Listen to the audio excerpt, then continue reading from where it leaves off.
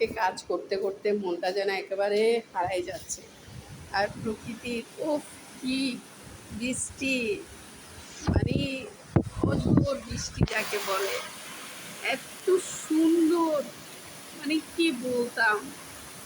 মানে আজকে কাজেও মন বসতেছে না, বারবার জানালার সামনে এসে হাত ধরে বৃষ্টির পরশ নিতে ইচ্ছে করতেছে আর গুনগুন করে গান গাইতে ইচ্ছে করতেছে।